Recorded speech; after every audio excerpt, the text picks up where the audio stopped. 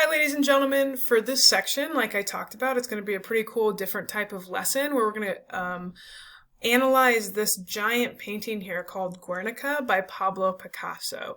So you're going to analyze it in a bunch of different ways. We'll talk more about that later. But the first two ways you're analyzing it, you're going to share your responses, notice at least 2 complete sentences, in Microsoft Teams. You'll notice it has this green check mark here as well. So remember, you go to Microsoft Teams, click on your class, and then click on Module 2. This is question 1. You'll do question 2 as well. Here are some sentence starters you can use to help you. Now, when I look at my packet, it also says give a thumbs up to 2 other students' answers.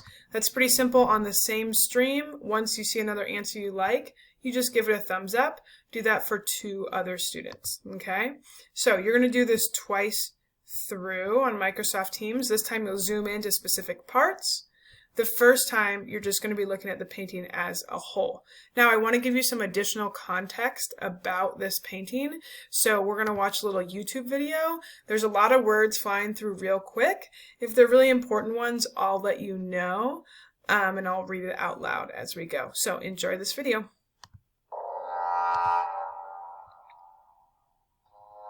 It's one of the most famous paintings in the world.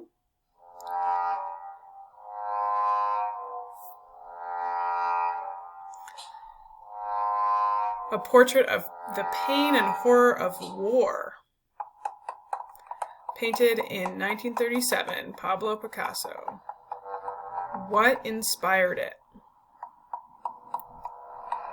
The height of the Spanish Civil War.